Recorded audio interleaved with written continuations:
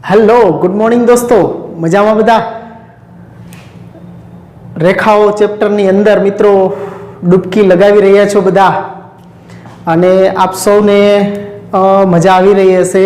एकदम मजानुं चेप्टर छे। याम भूमितिनी अंदर बधुं दाखलाओ ने गणतरी वाळा जे कांई पण सूत्रों आपणे भणी गया छे एनो उपयोग करता करता आगळ वधतुं जवानुं छे मित्रों। तो 10.1 ની અંદર આપણે દાખલા નંબર 2 સુધી ગણ્યા હતા। આઈ હોપ બધા વ્યવસ્થિત પ્રેક્ટિસ કરી હશે। આજે હવે આપણે આગળ દાખલા નંબર 3 થી આગળ વધીએ મિત્રો। દાખલા નંબર 3 ની અંદર પણ એકદમ સહેલો છે।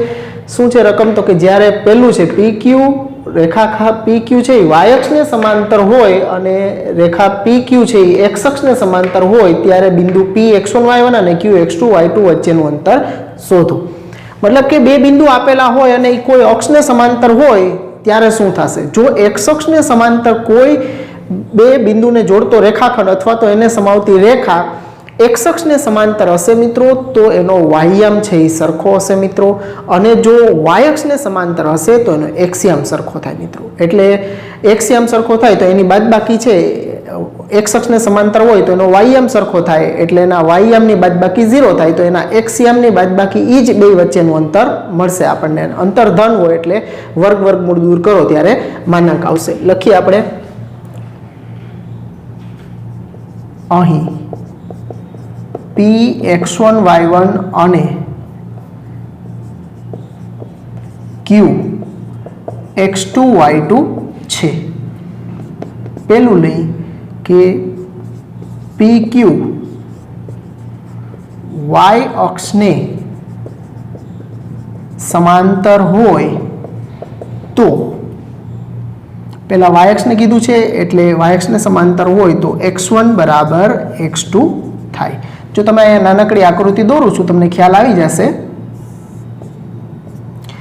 જો આ y અક્ષ છે, આ x અક્ષ છે, y અક્ષને સમાંતર આપણે લઈ કે બિંદુ P અહીંયા છે અને Q અહીંયા છે। આના યામ x1 y1 અને આના યામ x2 y2 લીધા છે। હવે y અક્ષને સમાંતર છે એનો મતલબ કે એનો x અંતર છે એ તો બધા બિંદુઓ માટે સરખું જ રહેવાનું છે। એટલે x1 અને x2 એનું મૂલ્ય તો અહીંથી આટલું જ રહેવાનું છે, આટલો જ x1 અને x2 થશે એટલે એક્સયામ એનો સરખો થશે। તો બે વચ્ચેનું અંતર સૂત્રની મદદથી મેળવીએ તો PQ બરાબર રૂટ ઓફ બેના એક્સયામની બાદબાકીનો વર્ગ એટલે x1 માઇનસ x2 નો સ્ક્વેર વત્તા y1 માઇનસ y2 નો સ્ક્વેર।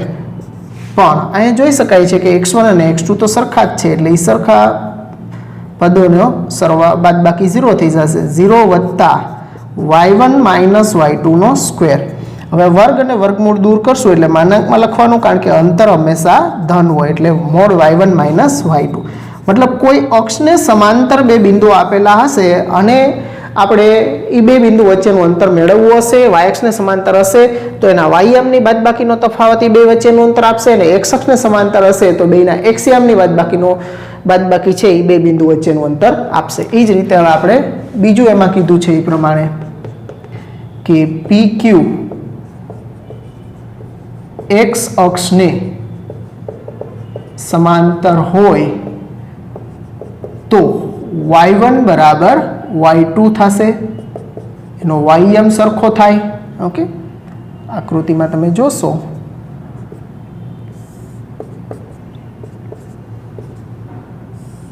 x અક્ષને સમાંતર આપણે લેશું, આ P લઈ લઈએ, P x1 y1 અને Q x2 y2।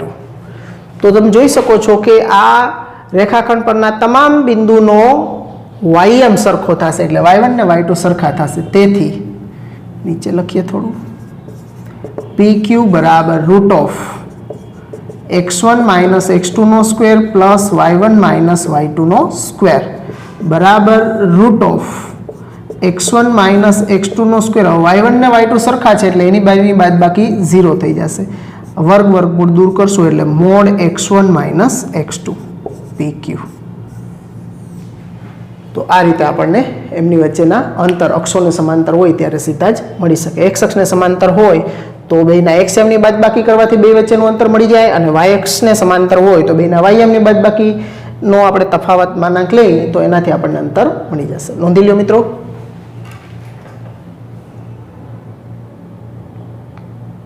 ચાલો મિત્રો, એમાં ચોથો દાખલો છે. આવા દાખલાઓ છે તમે 10મામાં પણ ગણતા હતા એવા જ દાખલાઓ છે. 7, 6 અને 3, 4 થી સમાન અંતરે હોય એવું x અક્ષ પરનું બિંદુ શોધો. શરૂઆતમાં જ આપણે જ્યારે ચરણ અને અક્ષોની વાત કરી હતી ત્યારે જ આપણે વાત કરતા હતા કે x અક્ષ પરનું બિંદુ એનો ym 0 હોય, તો જ્યારે પણ x અક્ષ પરના બિંદુની વાત થતી હોય ત્યારે એનો ym 0 લેવાનો તમારે. તો x અક્ષ પરનું બિંદુ આપણે px0 ધારશું, અને જ્યારે y અક્ષ પરનું કીધું x અક્ષને બદલે y અક્ષ પર, તો એનો xm 0 હોય તો એના ym આપણે p0y લેવાના. મિત્રો આ ખાસ ધ્યાનમાં રાખવાનું, x અક્ષ પર હોય તો ym 0 અને y અક્ષ પર હોય તો xm 0 લેશું આપણે. ચાલો મિત્રો, તો એકદમ સહેલો છે. આ બે બિંદુને a અને b નામ આપી દઈ. અહીં a7, 6 અને b3, 4 છે. હવે ઓલું બિંદુ x અક્ષ પરનું છે એના માટે ધારી લઈ. ધારો કે માગેલું x અક્ષ પરનું બિંદુ px0 છે. હવે શું કીધું છે કે આ બે બિંદુથી એ બિંદુનું અંતર સરખું છે, એટલે મતલબ બિંદુ p છે એનાથી a અને p થી b ના અંતર સરખા છે. તો આપણે લખીએ કે હવે ap બરાબર pb, બે બાજુ વર્ગ કરી દઈએ તો ap² બરાબર pb². મતલબ આમાં બીજું કાંઈ નથી મિત્રો, આની અંદર માત્ર ને માત્ર તમારે અંતર સૂત્રની મદદથી સાદુરૂપ આપવાના છે એવું કહી શકાય મિત્રો. તો a અને p વચ્ચે અંતર સૂત્ર લગાડીએ તો ap². આમાંથી આ બાદ કરો કે p માંથી a બાદ કરો, કાંઈ ફેર નથી પડતો, કારણ કે હોલ સ્ક્વેર હોય છે એટલે કાંઈ ફેર નહીં પડે એને. ઓકે, એટલે x - 7 એનો હોલ સ્ક્વેર વત્તા 0 - 6, 0 - 6 એનો હોલ સ્ક્વેર બરાબર. એ જ રીતે આ બે માટે x - 3 નો હોલ સ્ક્વેર વત્તા 0 - 4 નો હોલ સ્ક્વેર. તો x² - 7 દુ 14x વત્તા પહેલા પદનો વર્ગ, મધ્યમ પદની નિશાની 2 ગુણ્યા પહેલું બીજું વત્તા બીજા પદનો વર્ગ એટલે 49 વત્તા -6 નો વર્ગ પ્લસ 36 બરાબર. સામે પણ એ જ રીતે x² 3 દુ 6x વત્તા 3 નો વર્ગ 9 વત્તા 4 નો વર્ગ 16. તો x² કેન્સલ કરી નાખીએ બે બાજુથી. ઓલા -6 પહેલાં લખીએ આપણે, -14x વત્તા 9 ને 6 15, 4 ને 3 7 ને 1 8 બરાબર -6x 16 ને 9 25. તો -14x વત્તા 6x બરાબર 25 - 85. તો 14 માંથી 6 જશે એટલે -8x અને સામે 25 - 85 એટલે -60. તો x બરાબર માઇનસ પ્લસ થઈ જશે 60/8. તો x બરાબર 15 ચોખ્ખું 60 અને 4 દુ 8 એટલે 15/2. તો એક્સિયમ આપણને 15/2 મળી ગયો છે. હવે એક્સિયમ અહીંયા મૂકી દેવાનો, ym તો 0 જ છે. તેથી માગેલા બિંદુના યામ px0 બરાબર p ઓફ 15/2 0 છે ને મિત્રો, એકદમ સહેલો. y અક્ષ પરનું કીધું હોત તો 0y લેવાના અને એ પ્રમાણે આ પ્રમાણે ગણતરી કરીને એમાંથી ym મળશે એ મૂકી દેવાનો પાછો y ની જગ્યાએ. ઓકે, તો નોંધી લ્યો મિત્રો.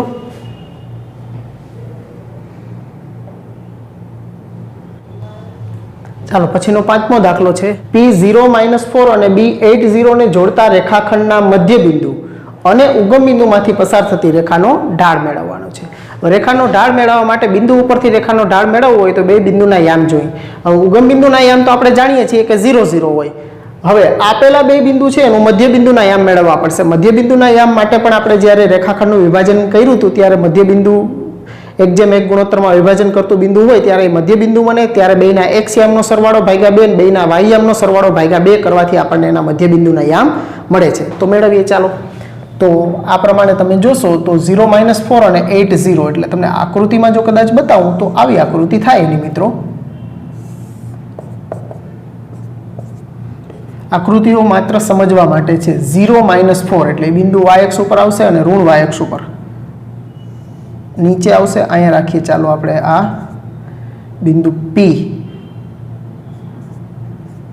0 - 4 અને b80 છે એટલે y અક્ષ ઉપર x અક્ષ ઉપર આવશે. અહીંયા બિંદુ b 80 રાખીએ. આ બેને જોડતો રેખાખંડ. હવે એનું મધ્યબિંદુ માનો કે અહીંયા આવે છે. મધ્યબિંદુ એમ છે એના યામ આપણે બેનો સરવાળો ભાગ્યા 8 વત્તા 0 ભાગ્યા 2 એટલે 4 અને 0 માઇનસ 4 ભાગ્યા 2 એટલે -2. હવે આ બિંદુ એમ અને ઉગમ બિંદુના યામ આપણી પાસે 0 0 છે. આ બેને માંથી પસાર થતી રેખા જે છે OM રેખા, એનો આપણે ઢાળ મેળવવાનો થશે મિત્રો. તો મેળવીએ એકદમ સહેલું.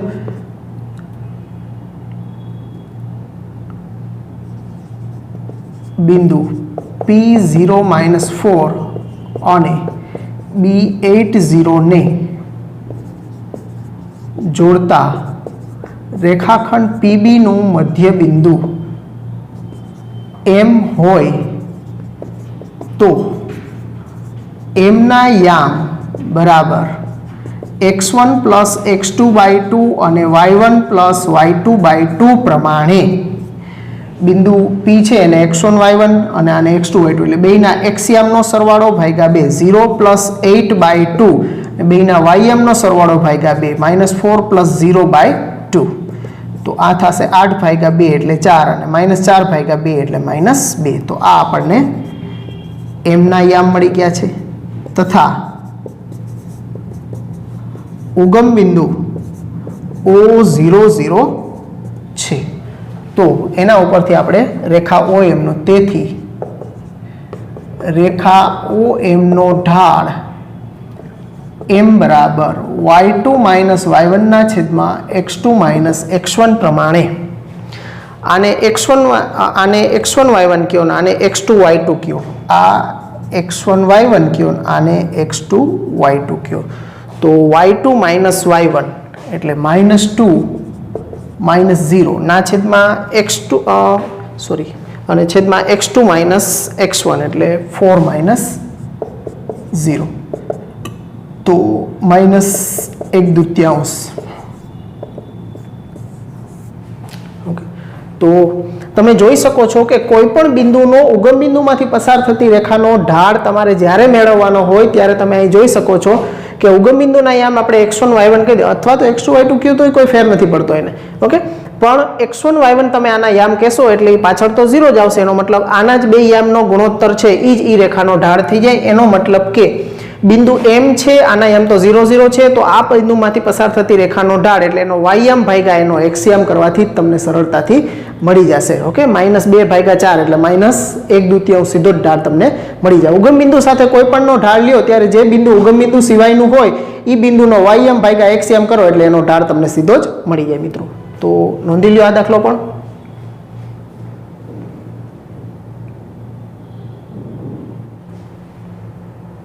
ચાલો મિત્રો, હવે એના પછી છઠ્ઠો દાખલો છે.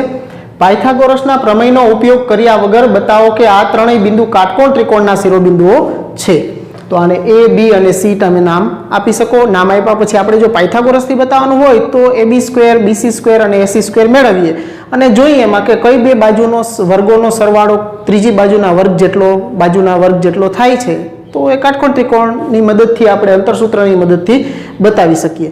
પણ અહીંયા છે એ પાયથાગોરસનો ઉપયોગ કર્યા વગર કીધું છે. એનો મતલબ કે ઢાળની મદદથી બતાવવાનું છે. હવે કાટકોણ ત્રિકોણ હોય તો એમાં એની બે બાજુઓ છે પરસ્પર લંબ હોય. તો તમે ત્રણેય બાજુના ઢાળ મેળવી લ્યો અને ઢાળ મેળવ્યા પછી જે બે બાજુઓના ઢાળનો ગુણાકાર -1 થતો હોય એટલે કે જે એકબીજાની વિરોધીની વ્યસ્ત ઢાળ બતાવતી બાજુઓ હોય એ બે બાજુઓ છે કાટખૂણો બનાવતી બાજુઓ છે એમ સાબિત થઈ જાય. તો કાટખૂણો બનાવતી બાજુ ત્રિકોણમાં બે મળી જાય આપણને. તો એનો મતલબ એ કાટકોણ ત્રિકોણ થઈ ગયો. તો બતાવીએ ઢાળની મદદથી.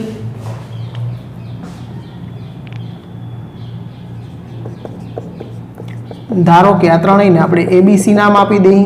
A44 B35 અને C-11 છે. હવે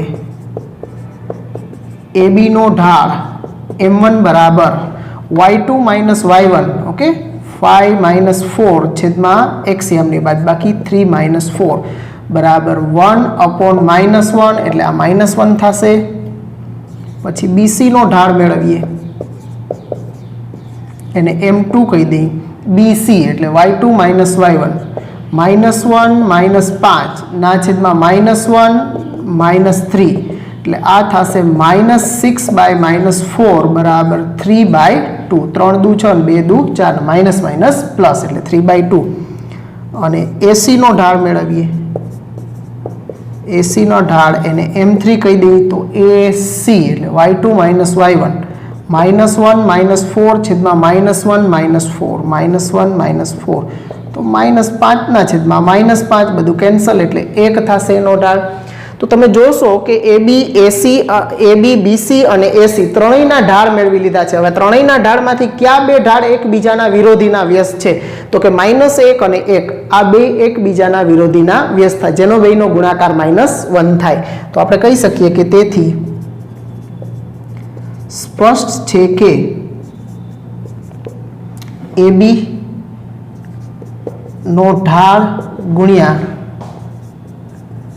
AC નો ઢાળ બરાબર -1 છે ઓકે બેયના ઢાળનો ગુણાકાર -1 થાય છે તો આપણે AB અને AC બેયમાં કોમન બિંદુ કયું છે A તો A જે બેયમાં કોમન બિંદુ હોય એ બિંદુ આગળ કાટખૂણો બનતો હોય તો આપણે લખી શકીએ કે તેથી માપખૂણો BAC બરાબર 90 ડિગ્રી તેથી ત્રિકોણ ABC કાટકોણ ત્રિકોણ છે અથવા તો આપેલા બિંદુઓ છે એ કાટકોણ ત્રિકોણના શિરોબિંદુઓ છે એમ પણ લખી શકો તો આ રીતે ઢાળની મદદથી દાખલા તરીકે આ 3/2 હોત આ -2/3 આવ્યું હોત તો આ બેયના ઢાળનો ગુણાકાર -1 થાત અને એમાં એ રીતે આપણે બતાવવાનું કે BC નો ઢાળ ગુણ્યા AC નો ઢાળ બરાબર -1 તેથી બેયમાં બિંદુ C છે કોમન તો C બિંદુ આગળ છે એ કાટખૂણો બનતો હોય છે તો ઢાળની મદદથી પણ તમે આપેલો ત્રિકોણ છે એ કાટકોણ ત્રિકોણ છે એમ ચેક કરી શકો મિત્રો ચાલો હવે એના પછી 7મો દાખલો આપ્યો છે આપણે x અક્ષની ધન દિશા સાથે જો ખૂણો આપેલો હોય તો m બરાબર tan થીટા સૂત્રની મદદથી રેખાનો ઢાળ મેળવી શકીએ પણ અહીંયા આપણને x અક્ષની ધન દિશા સાથેનો ખૂણો તો આપ્યો જ નથી ઋણ દિશા સાથે નથી આપ્યો સીધો y અક્ષની ધન દિશા સાથે y અક્ષની ધન દિશા સાથેનો જ ખૂણો આપ્યો છે કે એક રેખા y અક્ષની ધન દિશા સાથે ઘડિયાળના કાંટાની વિરુદ્ધ દિશામાં 30 અંશનો ખૂણો બનાવે છે તો તે રેખાનો ઢાળ શોધો તો આ રીતે આકૃતિમાં તમને બતાવું તો આ રીતે થશે આ રીતે એક રેખા લઈએ આપણે ઓકે અહીંયા 30 નો ખૂણો બનાવે છે હવે આ રેખાને આપણે નામ L આપી દઈએ આ રેખાનો ઢાળ મેળવવો છે હવે એ રેખાનો ઢાળ મેળવવો હોય તો તમારે જ્યારે x અક્ષની ધન દિશાના ખૂણા સુધી એને નહીં લઈ આવો ત્યાં સુધી સીધો આપણે ઢાળ m બરાબર tan થીટાનું સૂત્ર વાપરી શકીએ નહીં તો હવે આ 30 નો હોય તો આ અંદરનો ખૂણો અહીંયા આપણે નામ PO એ આપી દઈએ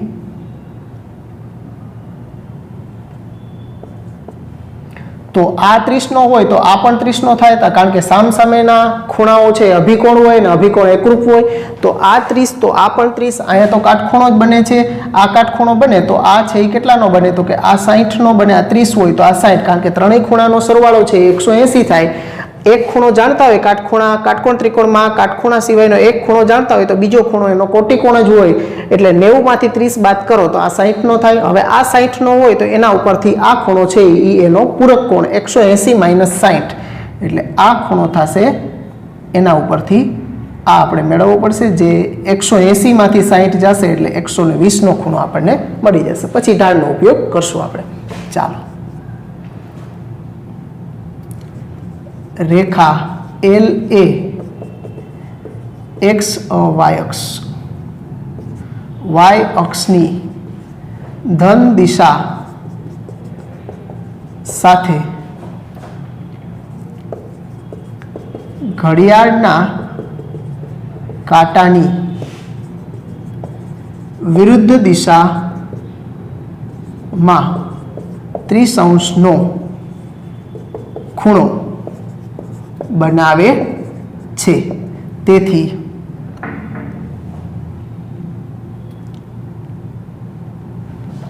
YO આના ઉપર એક બિંદુ લઈ લઈએ આપણે B તો Y ખૂણો YPB બરાબર 30 તેથી ખૂણો OPA બરાબર પણ 30 થાય હવે આપણે જોઈએ છીએ આ ખૂણો જો કોઈ પણ ખૂણાનો તમારે આ ખૂણો આ જે રેખિક જોડનો ખૂણો બનતો હોય એ ખૂણા સિવાયનો ખૂણો હોય એનો તમારે બહિષ્કોણ ખૂણો જોતો હોય તો સીધો 90 પ્લસ એ ખૂણો કરવાથી સીધો જ તમને મળી જાય. 90 માં આ બેનો 90 પ્લસ આ કરો એ હંમેશા એનો બહિષ્કોણ થાય. હવે ત્રિકોણ POA નો બહિષ્કોણ ખૂણો PAX છે. તેથી થીટા બરાબર ખૂણો PAX બરાબર ખૂણો OPA વત્તા 90. ઓકે, તો આ થશે OPA છે 30 વત્તા 90 120. તો આપણને થીટા છે એ 120 મળી ગયો છે. હવે રેખા L નો ઢાળ m બરાબર tan થીટા, તો m બરાબર tan 120. 120 હોય તો તમે 120 એટલે બીજા ચરણનો ખૂણો થશે. જેટલું 60 થાય એટલું જ 120 થાય. જો ડાયરેક્ટ તમારે મૂલ્ય લખવું હોય તો પણ લખી શકો, નહીં તો તમારે 90 પ્લસ 30 કરીને એ રીતે તમે કોટમાં કન્વર્ટ કરીને કરો, અથવા તો 180 માઇનસ 60 કરીને પણ કરી શકશો. તો કોસનું 120 આગળ મૂલ્ય બીજું ચરણ થશે એટલે માઇનસ અને 120 60 જેટલું થતું હોય એટલું જ 120 થશે એટલે √3 ડાયરેક્ટ લખીએ છીએ આપણે. તો એનો રેખાનો ઢાળ માઇનસ √3 આપણને મળ્યો છે. તો બે દાખલા એકદમ સહેલા છે, નોંધી લ્યો, પછી આગળ કરીએ.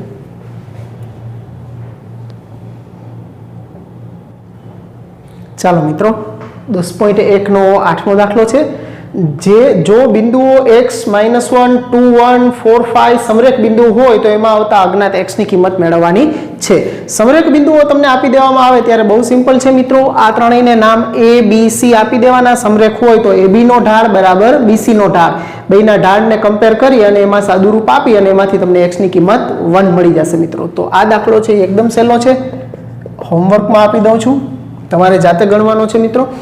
ચાલો, હવે એના પછીનો છે એ પણ 10મામાં કરતા એના જેવો છે કે અંતરસૂત્રનો ઉપયોગ કર્યા વગર બધા, પણ ત્યાં તમારે અંતરસૂત્રની મદદથી કરતા હતા, અહીંયા તમારે અંતરસૂત્રના ઉપયોગની ના પાડવામાં આવે છે કે અંતરસૂત્રનો ઉપયોગ કર્યા વગર બતાવો કે આ ચારેય બિંદુ સમાંતર બાજુ ચતુષ્કોણના શિરોબિંદુઓ છે.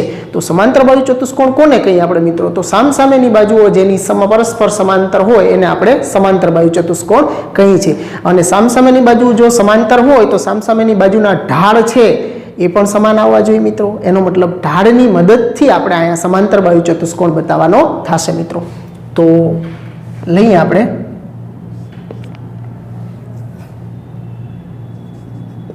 અહીં અને નામ આપી દઈએ A -2 -1 B 40 C 33 અને D -32 છે.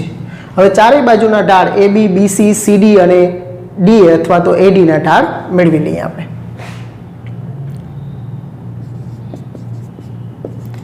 AB નો ઢાળ બરાબર AB નો ઢાળ તમારે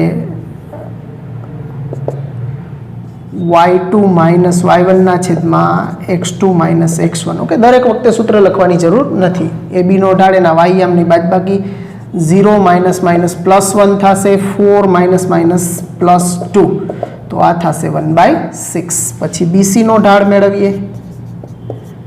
BC નો ઢાળ બરાબર BC, તો y2 - y1 એટલે 3 - 0 છેદમાં 3 - 4, તો આ થશે 3 ના છેદમાં -1 એટલે -3.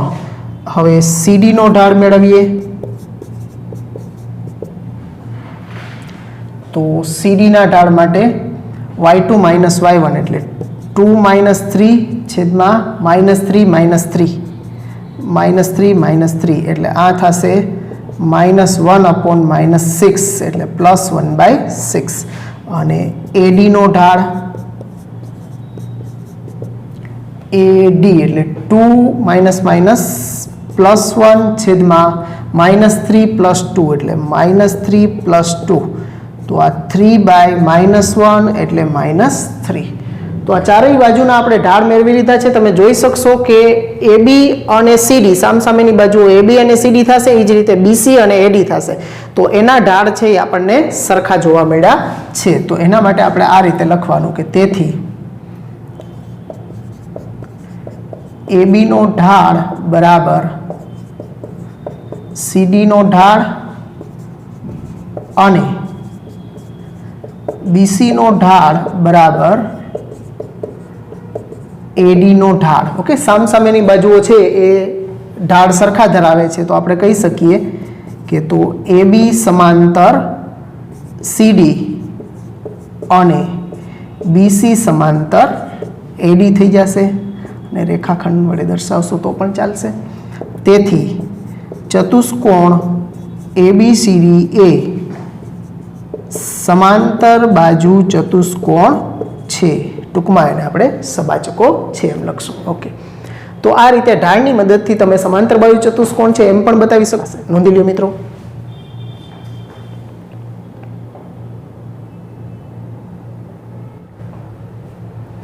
ચાલો, એમાં 10મો દાખલો છે. 3 - 1 અને 4 - 2 ને જોડતી રેખા અને x અક્ષ વચ્ચેના ખૂણાનું માપ આપણે મેળવવાનું છે મિત્રો. તો એના માટે આપણે આ બે બિંદુને A અને B નામ આપી દઈએ. અહીં A3 - 1 અને B4 - 2 છે. તો પહેલા આ રેખા AB નો ઢાળ m બરાબર y2 - y1 છેદમાં x2 - x1 પ્રમાણે -2 +1 છેદમાં 4 - 3 -1/1 that is -1. તો આનો ઢાળ આપણને -1 મળ્યો છે. હવે રેખા AB અને x અક્ષ વચ્ચેના ખૂણાનું માપ થીટા હોય તો tan થીટા બરાબર આનો ઢાળ -1. તેથી હવે આને આપણે tan થીટા બરાબર -1 મૂલ્ય છે, એમ તો ઋણ મૂલ્ય છે એટલે બીજા ચરણમાં થશે. ડાયરેક્ટ લખવું હોય તો પણ ચાલે.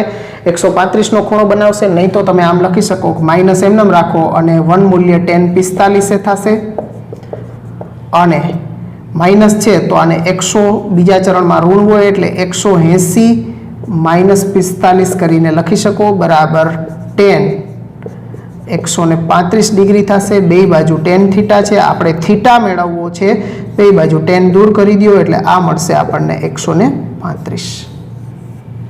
તો આ રીતે આપણે આનો ઢાળ મેળવી અને પછી એના ઢાળને tan થીટા બરાબર -1 સાથે કમ્પેર કરી. 1 છે એ tan 45 થાય અને -tan 45 ને આપણે tan 180 - થીટા એટલે -tan 45 થશે. એટલે 180 - 45 એટલે 135. બે બાજુથી tan દૂર કર્યા એટલે થીટા બરાબર 135. તો આ રીતે આપણને આ બે બિંદુને જોડતી અને x અક્ષ વચ્ચેના આ બે બિંદુને જોડતી રેખા અને x અક્ષ વચ્ચેના ખૂણાનું માપ મળી જશે આપણને. નોંધી લ્યો મિત્રો.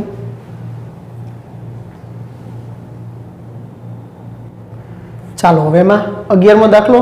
જો બે રેખાઓ વચ્ચેના ખૂણાનું માપ આલ્ફા હોય અને tan આલ્ફાનું મૂલ્ય 1/3 આપી દીધું છે ડાયરેક્ટ. બે રેખાઓ પૈકીની એક રેખાનો ઢાળ બીજી રેખાના ઢાળ કરતાં 2 ગણો હોય તો એ બે રેખાના ઢાળ. અહીંયા આપણને tan આલ્ફાનું મૂલ્ય આપી દીધું છે. બે રેખાના ઢાળ વચ્ચેનો સંબંધ આપ્યો છે, એની મદદથી આપણે બે રેખાના ઢાળ મેળવવાના છે. તો બે રેખાના ઢાળ આપણે ધારી લઈ. ધારો કે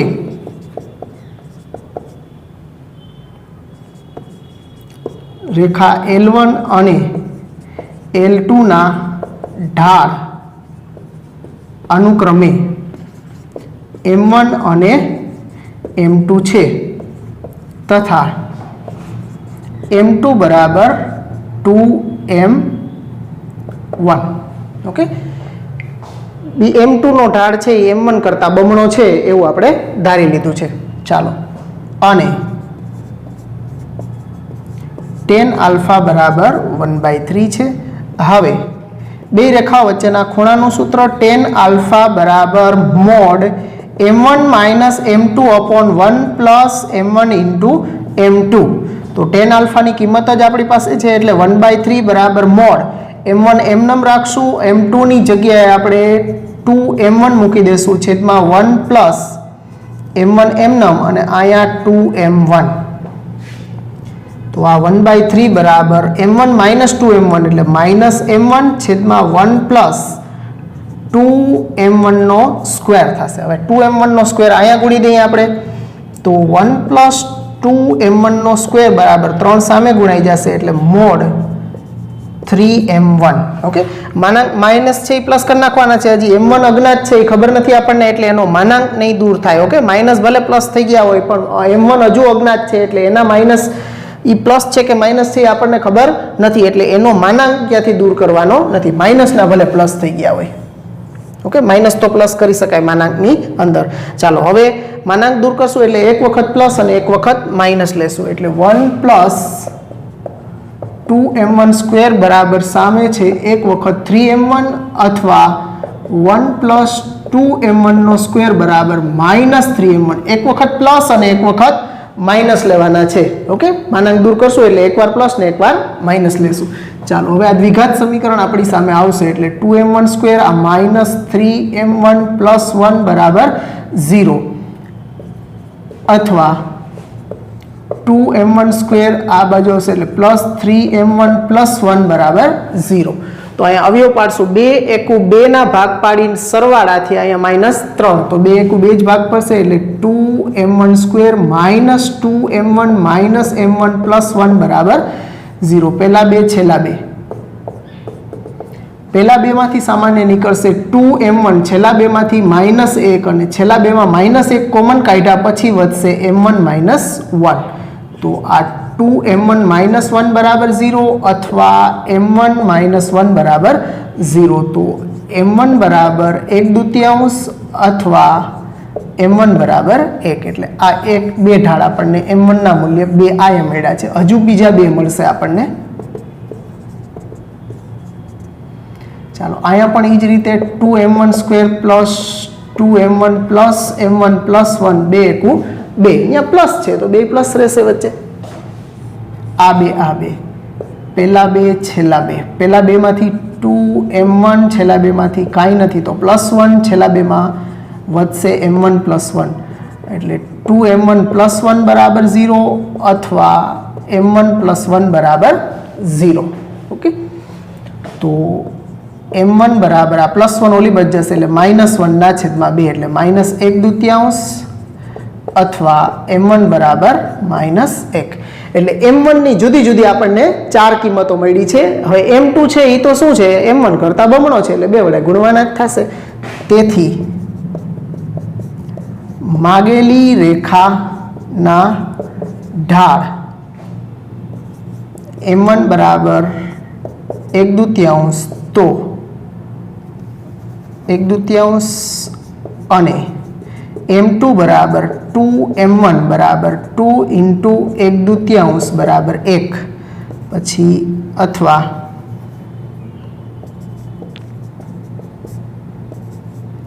m1 બરાબર પ્લસ 1 લેશું તો એની સાપેક્ષે m2 મળશે આપણને 2 ઇન્ટુ 1 બરાબર 2 અથવા